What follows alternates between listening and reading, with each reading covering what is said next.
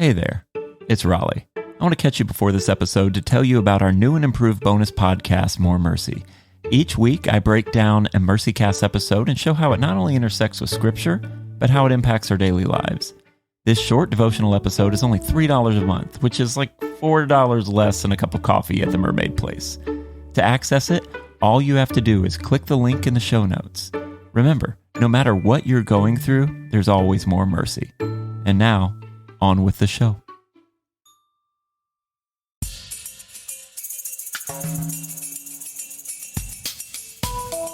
Hello and welcome to the MercyCast, where we're learning the art of compassion through the adversity of life. I'm your host, Raleigh Sadler. I want to do things a little bit differently for the next couple of episodes. The MercyCast is going for a walk. We are going on the Camino. Over the next couple of episodes, we're going to talk about what it means to go on pilgrimage and what it means to go on the Camino De Santiago specifically. I recently went on the Camino in April, and I have had tons of people reach out and say, tell me about your experience. What was it like? And oftentimes I would answer that and just say something like, well, the food was great. I ate octopus. It was delicious. I guess I ate octopi because I ate mini octopus. But all that said, it was an incredible experience. So I want to talk about that here, since so much of the Camino is about learning the art of compassion through the adversity of life. It's about fellow travelers on their own journey. I was going through a difficult transition in life. I was looking for something, but I didn't quite know what it was. I just knew that I wanted a fresh start. So I was in New York City, and I went to meet my friend Jacob at a coffee shop in Gramercy Park. I had no idea what to expect. I figured we would just do your basic catch up. Hey, what's been going on? What's new? But what was new in Jake's life was that he had recently come back from the Camino de Santiago, specifically the El Primitivo route. And so he told me all about it. He told me the history. He told me about the good times he had and the bad times he had on the trail. He told me about just what he learned about himself. And I walked away from that meeting and I was struck. And over the next week, I decided to head to the Camino de Santiago and do the Primitivo route. So today I am joined by my friend, Reverend Jacob Smith, the rector of Calvary St. George's Episcopal Church in New York City, and a two-time guest on the MercyCast. Jake, welcome back. It's great to be back, Raleigh, and especially to talk about something so life-changing as the Camino de Santiago. You know, as people are listening to this episode, I am on my second Camino, which I'm basically going on to continue to process the first one. So this is kind of a weird inception moment, but today I want to talk about how the Camino calls us and what it looks like to answer that call. And I'm sure I heard about it before talking to you, but something was different in that conversation. Jacob, could you share with the class what called you to the Camino? What called me to the Camino was, and the first time I walked it was in 2018, and we basically had taken a church pilgrimage there. And so one of our parishioners had walked the Camino and said, this is an amazing experience. And I'd always kind of, heard about how kind of cool it was, and I liked hiking. So I thought, well, if we put this together, we can take a group from the church, and it's kind of spiritual, sort of religious, and we all like hiking, so it'll be a lot of fun. And little did I know that when we arrived the first time and we began with the church for the last 100 kilometers of the Primitivo, that I would be transported on a life-changing experience, on a real pilgrimage. And the pilgrimage is profoundly different than a vacation. That's absolutely true. A lot of people think, wow, look at the pictures and look at the food. That was amazing. I bet you're ready to come back to work. And I'm like, no, that was work. Yeah. You mentioned that a pilgrimage is different from a vacation. It's different from a hike. I compared it to the Bermuda Triangle of hiking. I'm like, I don't know what's happening, but something's happening. Could you describe what is a pilgrimage and why is that important for us? Maybe a bigger question is so what is a pilgrimage in light of its difference from a vacation? Because a That's lot of good. the times people will say to you, how was your vacation? And it's not a vacation.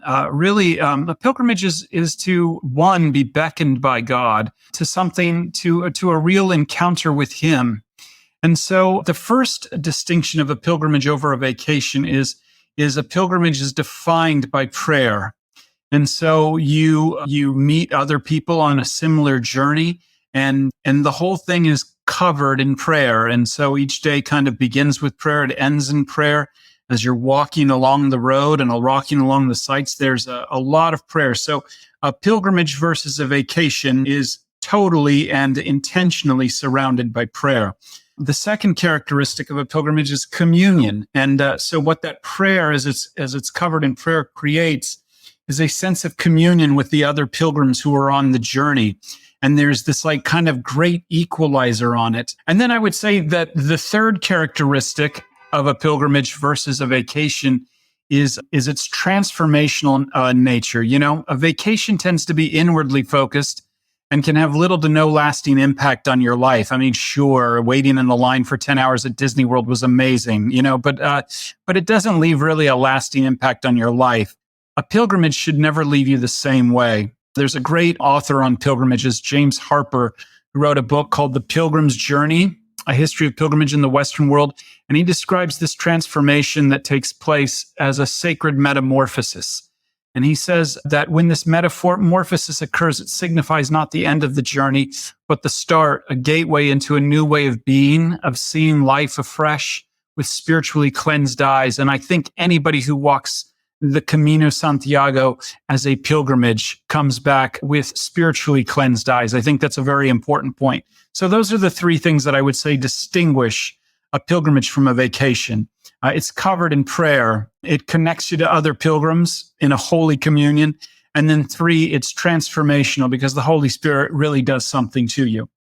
And that's absolutely true. From my experience, you go on this and it's way more than a hike. I like to hike. I like to walk. I like to walk about 10 miles a day if I can. And I love it. It's a great time to just slow down. But there's something about the Camino where as you're walking, you're right. You are connecting with other people. And you may go there alone, but you don't leave alone. You end up meeting new people, having community, and really learning what it means to be present, not just with people, but with yourself. We can be so distracted, but when you walk the Camino, you're basically pushing those distractions to the side. And I do love this idea of metamorphosis because I think that's it. Not in a Kafka sort of way, but maybe you do. It's maybe like in a transfiguration sort of way, like Jesus on the mountain. Yeah. I would go with Jesus and not Kafka on this one. I think that would be wise. And so, yeah, you do. Something changes and it's this beautiful thing. And everyone that I know that has gone on the Camino, they'll all describe the same things. But then if you haven't gone on the Camino, you can't really understand because it's different. The calling to the Camino is one where you are called to leave things behind and go to another country. You're called to really look at the baggage you're carrying, not only your physical baggage, but your emotional and psychological baggage. You can only carry so much. So there is a real call to release in the calling to Camino. And I think that is what caught me because as you shared your story of how you connected to the history of the Camino and how you were one of many who've been walking this for over 1,200 years, something in me was challenged. Jake, could you tell us a little bit about the history of the Camino? Essentially, so you have St. James the Great. He was the James that was with Jesus on the Transfiguration. James and his brother John and Peter were part of Jesus's inner circle. And the hagiography, this is the sainthood history of James, is that after the Great Commission, James took Jesus's words literally and went to the very ends of the earth. And he went and evangelized a group of people that lived in what would be northern Spain today called the Castros. These were the Galician tribes that lived along, the Galician people that lived along northern Spain, and he went and evangelized them. And great miracles happened. People came to faith in Jesus and a church was established. And so James, as we read in the book of Acts, was called back for the Council of Jerusalem, where he was beheaded by Herod Agrippa. And the story, the hagiography is that his remains were taken back to Galicia, which is the region of northern Spain. And there he was laid to rest. And a small chapel was built. That fast forward to about the late 700s, there was a Moorish raid that supposedly destroyed the chapel.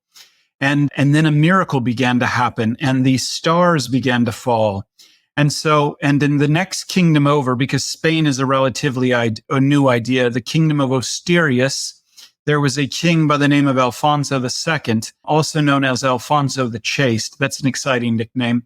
But he was the king and he had heard about these stars falling. And so he left his capital in Oviedo in 814 to travel to where this supposed miracle was happening. And there he found the remains of St. James with the stars falling. This is where we get Compostela from. And he built the first basically church there. And so basically the original route, the route you and I walked, was the Primitivo. It followed the footsteps of King Alfonso the Chaste. And then over the years, centuries, especially when the Moors in the south and then the Turks in the east blocked pilgrimage to Jerusalem, many Christians began to travel from all over Europe to visit and pay homage to this wonderful, wonderful reliquary, this place where James's body's laid to rest. And then many different routes began to develop. And so now you have not only the primitive route, the first one that we walked, but there's the French way, the German way. There's the Camino de Plata, which begins in Granada, southern Spain, and goes up. I'm hoping next year to do the Camino Portugues, which begins in Lisbon and goes all the way up to Compostela in Spain. And so this is how it all really began. And Christians from all over have gone on this journey to really get in touch with themselves, to find healing, both in taking on this journey, but as you've said so beautifully, leaving something from their past that's weighing them down behind. I know my last walk, what I left behind was kind of all of the baggage that came with COVID. I mean, if you were a pastor during COVID, you couldn't win. There was, everybody hated you and nobody thought you were running the church right. And so I needed some healing when I came out of the pandemic. And I walked and essentially I carried all of that baggage with me on my pack and emotionally. And there's a moment there, the first moment you can see the cathedral on the horizon.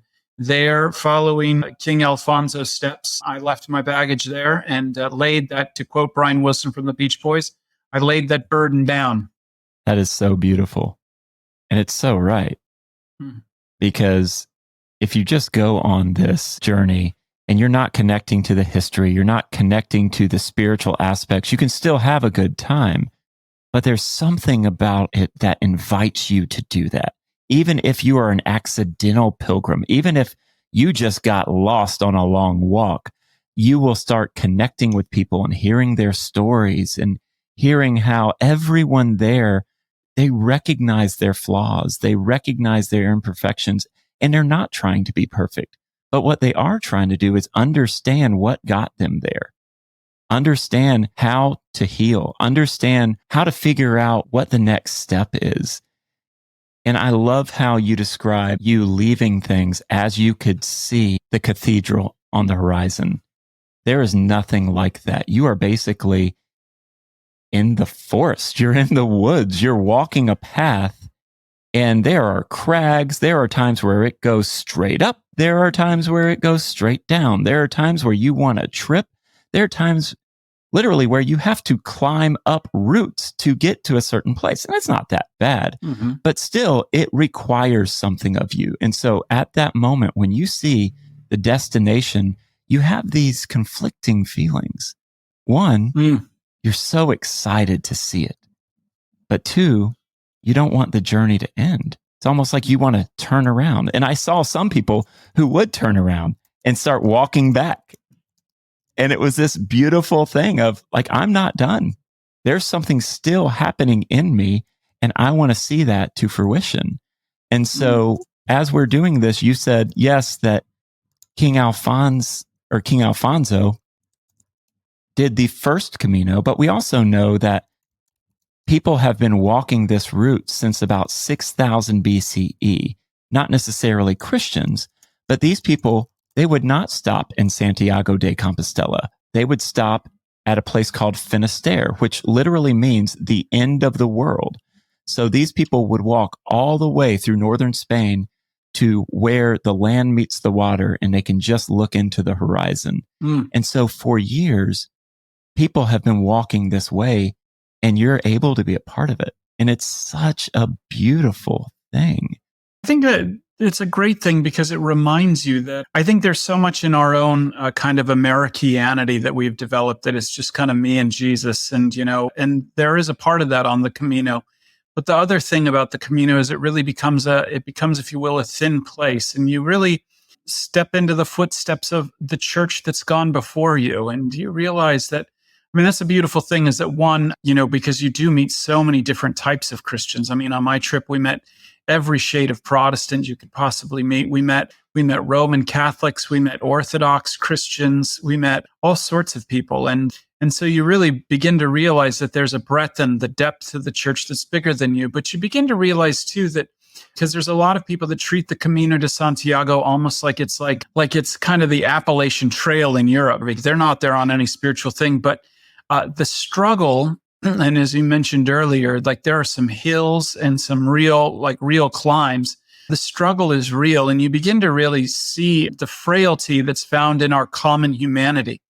And I'll never forget that, when you walk the Camino de Santiago, there are these mile markers along the way that tell you how far, and they have this amazing scallop shell on them that point towards the direction of Santiago. And there was one particular day I was feeling extra pious, and I was kind of resentful about all of these because when you get to Melite, and that is where the French route, the northern route, and the Primitivo all meet. And then so from that moment on, you're all walking together. And, you go from running into maybe a couple of pilgrims a day to all of a sudden there's 30 people on the trail. And I was feeling kind of these people are ruining my vibe. And I'm here on this spiritual trip, and these people are clearly walking the Appalachian Trail. And down below, we started up this hill, and it said there was some graffiti on the mile marker, and it said, "God loves you."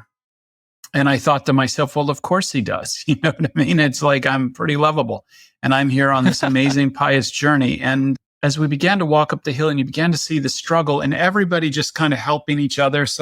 One lady, she couldn't do her pack anymore. And so, I wish I would have been me, but I didn't. I just kind of passed her. But anyway, somebody else grabbed her pack and walked her up to the top. And a few other people were helping each other. And and it was just this kind of beautiful thing. And you get to the top and someone's sharing a bar with someone else. And then there was this graffiti on the wall at the next marker up at the top of the hill. And it said, "Somos juntos todos." We're all in this together. And man, that's the great leveling of the Camino, is that everybody's got issues. And you begin to realize, Christians from every stripe and even people in the world are struggling with things. And that in this world, our outlook as Christians shouldn't be dang, look how awesome I am. But we're actually all in this together. And that really, refreshed my views of our common humanity that are very important and we can quickly forget. Especially, when we're thinking about things that are going on right now in the world, whether it be with Gaza and Israel, how quick we are in America to think that it's just a black and white things, you know what I mean? But you begin to realize, and there's bad guys and there's good guys. And I fall into that real quick, and you forget that, man, we're called to pray for every human being and to remember that we're all made in the image of God and we have a common humanity. And that's one of the great things that this pilgrimage has put me in touch with. And so that there is a common humanity and we're all ultimately in this together. This isn't a pitch for universal salvation, so don't freak out anybody. But what I am saying is that every human being is carrying baggage. And just like the Camino, so many of us start alone, but you don't have to stay that way. I remember. You never do. Nothing like a couple of bottles of wine to put you in touch with an Irish guy who then winds up walking with you for 5 days. And then you're still texting with him 2 years later on WhatsApp. You know what I mean? That's my friend Irish Paul. I don't know his last name at all. I just call him Irish Paul, but we're friends on WhatsApp and we talk all the time because we have this experience.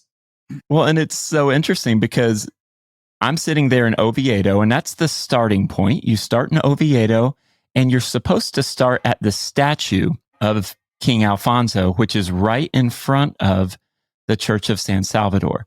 So the Cathedral of San Salvador. So I'm sitting there and I'm on the phone with a friend of mine the night before.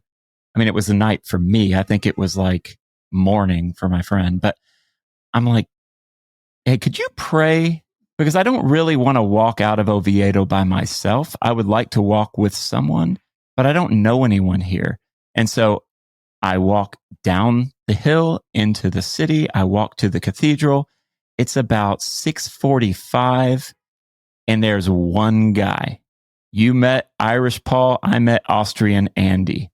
And so Austrian Andy and I don't know his last name either, but I looked at him and I said, so you walking the Camino? And it was clear that he was walking the Camino. Okay, he had his backpack, he had his sticks, and he's like, yeah. And I'm like, you want to walk together? It was 7th grade. It was perfect. I was just like, you want to be my friend? And he was like, yeah, let's walk together. So we start walking and we're chatting it up. We're laughing. He's asking me about my training regimen, and I'm finding out that he's from Austria and how the mountains that we're going to experience on the Camino are nothing to him. And I found that out that day as we started going up, and my Floridian behind was struggling a little bit. I'm like, just give me 2 minutes to breathe. I just want to breathe and I'll get right back. Because it takes you about 3 days for your body to realize that you're not in Kansas anymore. And then when your body realizes, hey, I'm on the Camino, something switches and it's just like, we can do this. Let's go. But that day I met him, and it was interesting because the first couple of days after I'd felt this call, now I'd answered it. Now I'm there. But I wasn't really there yet. Because I think to really be on the Camino, you need to understand that the Camino could very well be the most difficult and beautiful thing that you've experienced in a very long time. Yeah, that's great. And you mentioned thin places. I couldn't even see them the first 3 days because I was just a tourist. But after I started suffering a little bit, my feet started to go south. I'm in my 40s, so I felt a pain in my foot, and that pain just kind of traveled all throughout my body the entire trip. I'm like, this is terrible, but I love every minute of it. It was incredible. I started to notice. I started to slow down. I started to be present, and it was life-changing. You mentioned stopping in Melide and everyone kind of pouring in there. I mean, I was the only American really on my trail for a long time, and I felt very special. Then all of a sudden, I get to the Melide, and everyone's American. I mean, everyone took Frances, and they're here. And you're right. It goes from being kind of a dinghy. You're like on a dinghy out at sea on the Primitivo. But then when you get to Melide and Frances shows up, you're on a party cruise. And so that is hard. That is tricky. But isn't that like life, Jake? Don't you think that the Camino is like a little life? Yeah, that's the whole point of it. And so that is the whole point of it. And you never know, like we've said before when we were talking about it, you never know what the Camino, what each day is going to bring. And so you really learn to live on a pilgrimage, especially the Camino de Santiago, as Jesus taught. You know what I mean?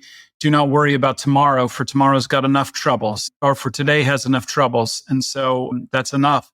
And that's true. You're dealing with all sorts of things. And so, yes, the Camino is exactly like life, whether it be dealing with all of humanity or whether it's just dealing with the influx of new people that may come into your life, or just dealing with the physical ailments that come with walking, between 18 and 20 miles a day. Just like life, you never know what's coming around the corner. You can't depend on the future because you don't know the future. Everything's an educated guess. And so what I love about that is when you get on the Camino, you are, at least for me, I was dead set on finishing. I'm like, I've got to finish this path. I've got to finish this route.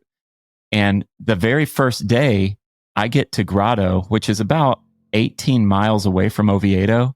And it was a hike. And I get there and I message you and I said, I just took my shoe off and my foot has swollen to like a gargantuan extent. And if you don't know, I've had problems with my feet. This particular foot has broken a couple of times. And so I had a feeling that it could break, but I kept, I was acting brave and I was acting macho. I was like, you know what, though, if it breaks, I'll just wrap it up and I'll keep walking.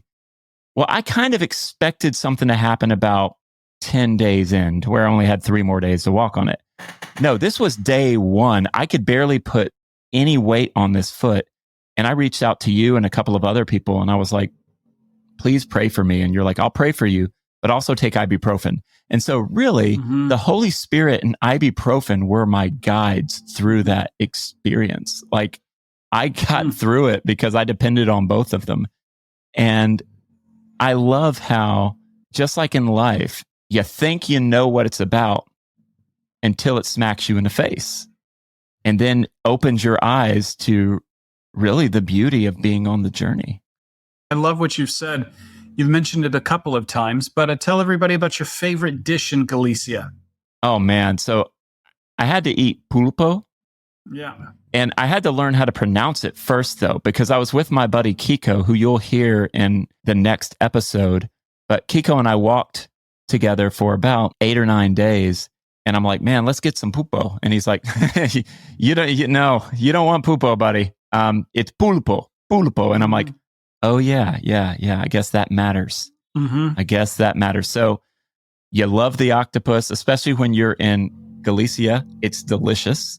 And what's fun is when you sit down for a pilgrim's meal, and if you've never been on a Camino, a pilgrim's meal is this incredibly reasonably priced meal where you get about 3 courses, a choice of beverage, whatever you want, really. The world is yours in this moment.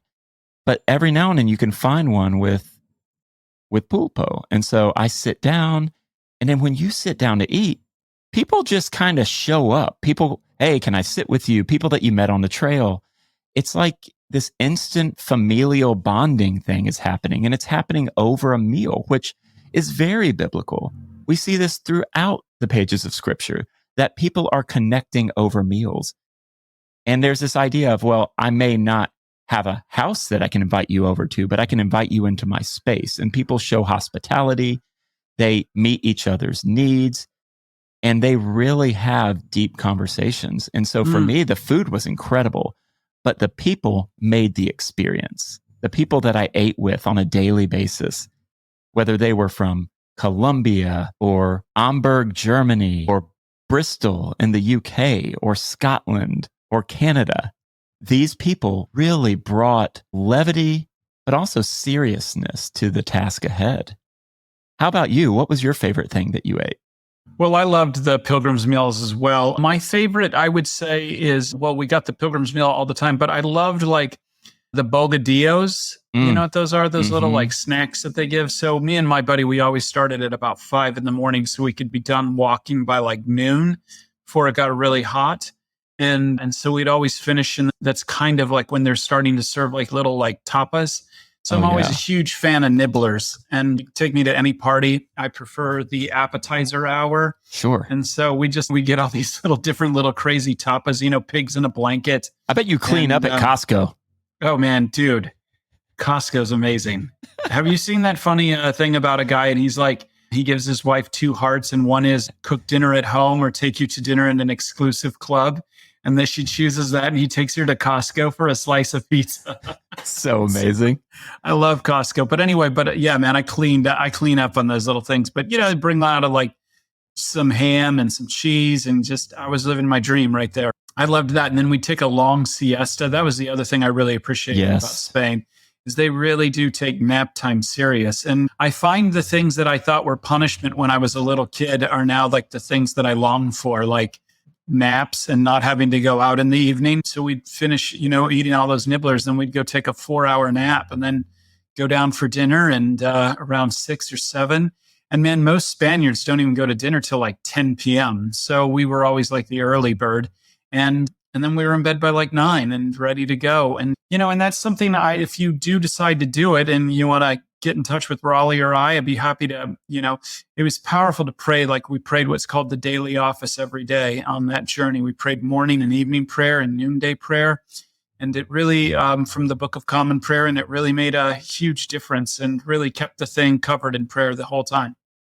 I'll never forget the second day when I'm hiking. I'm putting a little weight on my foot. I walk with someone from Sweden, and we go to a little cafe, and it's about 6 a.m. and the cafe had just opened, and they opened for pilgrims. And of course, we get, a pastry and a cafe con leche, and then we just start walking straight up a mountain. Straight up a mountain. And then, that day was work. Then you go straight up, and then you got to go straight down. And then the foothills they were a workout because my body hadn't really crossed over yet. And so I get to this small village of a town that they have ramparts that were built by the former Grand Inquisitor of the Spanish Inquisition. And I'm walking through, and I go to Casa Sueño, where I was staying. And I walk up to the person behind the desk at my albergue, and he's from Central America. And he looks at me and he goes, "Hey, look, we're both Americans." And I'm like, "You're exactly right. We're both Americans." And we start talking, and he's telling me about everything. He just wants to talk. He got the job because he wanted to talk to pilgrims, because he saw just how important it was to connect with people when they are processing the things that they're processing. And so we're talking, and he's telling me about this 8th century chapel that's in the mountains. And I'm like, "Oh, I want to go see that." And he goes, "You need to rest. You've got a long Camino ahead of you. You need to chill out and go to sleep." And he was basically enforcing nap time. I mean, I felt like I was in kindergarten again, but you're right. Nap time matters. I would go out just a little before dinner, which is like 7 p.m. And I walked out, or actually 9, but 7 for pilgrims, because pilgrims are asleep by 9. But I walk out and no one's out there. It's siesta. There's nothing going on. They don't start showing up till about 5 or 6. Yeah. And it was so incredible because everything centered on being present and resting and relationships. Like those 3 things seem to really drive the Camino for a lot of us who are walking. So we've talked about what we liked eating. For you, what was it like to stay in an albergue? And explain what an albergue is for those who may not know what they are, because I've mentioned it, but I haven't explained it. Well, an albergue is basically, it's like a hostel where other pilgrims stay. And so you basically have a bunk, and then you have a, like a foot locker. And that's basically what you put your stuff in. Am I right? Is that where you stayed? Yeah, absolutely. And, and that's, it's a very interesting experience. I did it a couple of times, and there were a couple of times I had to have my own room because, quite frankly, I couldn't handle the snoring. And so the snoring is so bad, man. You got to get the skull. I think they're called skull crusher earplugs. So confessions. I didn't stay in many albergues, but I stayed right next to one. And so anyway, so we kind of cheated on that regard. But I mean, I think the overall point being is the importance of rest. And, I just am walking through the book of Hebrews right now. And in Hebrews 4 and 5, the author of Hebrews mentions that Jesus is our rest over and over and over again. And I think, this is why I would recommend, especially pastors, to take a time off and go on the Camino de Santiago and reflect on your life. Even if you're like a non-denom pastor and pilgrimage is unfamiliar to you, or maybe this is freaking you out just a little bit, it's really, really important because it allows you to reset. And I think so much in our life, we begin to think in the pastorate that everything is about kind of us. And to take a time and to step out and to really focus and work a little bit on your interior life and your prayer life, and to really rest and realize that God is still at work even in your church without you, is a really wonderful thing. I met a guy actually on the Camino. He was a non-denom pastor from San Diego. And he had just retired after 37 years of ministry at his church. And he was walking the Camino because he was like, my whole life has now changed and I've never really rested. And this is blowing my mind. And he actually started way over in France. So, I mean, by the time we all caught up, he had already been on the Camino for about a month. So, but I do recommend it because that's the best part of it, whether you're in an albergue or whether you stay in a little hotel. And like I said, we only stayed in like 1 stars, but a couple of times I just needed some sleep because Irish Paul was snoring way too loud. And so, Irish Paul. The point is that it gives you a chance to get away and really see God move in your life deeply in the interior, and also see God move in your church and move wherever you're at, wherever you're serving without you. No, that's exactly it. I wouldn't even say you're pressing pause on your life. If anything, I think we're pressing play, but we're stepping out of our comfort zones. We're stepping out of our normal 9 to 5 expectations, what we do on the regular, and we're stepping into something very new. One of the passages that kept coming up for me as I was hiking, especially those first few days, was Jeremiah 6:16, which says, "Stand at the crossroads and look. Ask for the ancient paths. Ask where the good way is and walk in it. And there you will find rest for your souls." Well, I thought this was really interesting because what I found throughout my devotional time as I was walking and really seeking God as I was walking, I noticed a lot of verses came up about choosing your way and God being present with you as you're on your way. And I started thinking about this verse specifically. Ask where the good way is, and you will find rest for your souls. Well, I was looking for rest. Like your pastor friend you met, I was looking for it.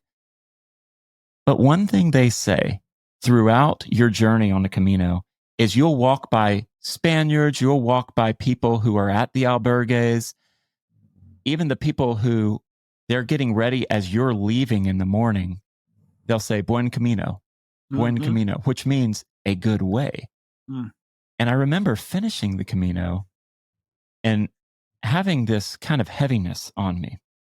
It was like I was done with the hike, but I wasn't done with my Camino.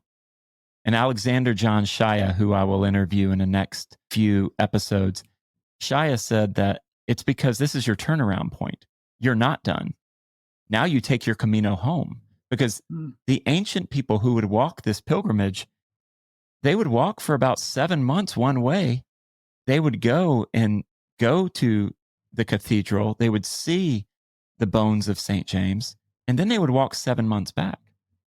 And so as I'm sitting there, a passage comes to mind, and it's this passage in Matthew 11:28. Come to me, all who labor and are heavy laden, and I will give you rest. Take my yoke upon you and learn from me, for I am gentle and lowly in heart, and you will find rest for your souls. For my yoke is easy and my burden is light. For those of us who are believers, Jesus is the ultimate destination of your Camino. It's not Santiago de Compostela. Though that's incredible, we don't finish our Camino till we find Jesus at the end of it. And he is inviting us on this journey. And I love how in that passage, he's also fulfilling Jeremiah 6:16. When we ask where the ancient paths are, when we ask where the good way is, Jesus is saying, I am the way, I'm the truth, I'm the life. No one can come to the Father but by me. And to know that the rest we seek can be found in Jesus is a beautiful thing. And I think the pilgrimage to the Camino de Santiago is an opportunity for us to tap into something bigger than us, to gain perspective, to gain courage, to change the things that we know we probably should, and to let things go that we can't change. Jake, in our last couple of moments, how would you encourage people who they've listened to us go back and forth, but they're not quite sure if the Camino is for them? What would I say to them? I would say that the Camino is not for them. That's a great question. I would say, well, why isn't it for you? And I I think it's just and maybe it's not. Maybe it's not for you. But actually, it is if you are carrying a burden. It is if you want to kind of experience an opportunity to spend some real quality time in prayer. It is if you want to experience a sense of a holy communion with other pilgrims and those walking along the way. And it is if you're ready for a transformational moment. It is if you're ready to leave something down and have your eyes opened. And as you said, when you get to Santiago, it may seem a little sad because the Camino has just ended, but that transformational moment always reminds you that actually you're at the start of a new chapter, something That's brand exactly new. it. Something new has come. Jake, thank you so much for talking about this with me. This has been awesome. Well, thank you for having me on your show again, Raleigh. It's great to be here. If you are interested in more stories like this one, buy my book, Vulnerable: Rethinking Human Trafficking. Also, if you want bonus content, you can click on the link in the show notes to access our new and improved weekly bonus podcast, More Mercy, where I dive deeper into each episode. Don't forget to hit that subscribe button and leave MercyCast a 5-star review. I want to hear from you. You can email me at info@mercycast.com. This podcast is brought to you by Let My People Go.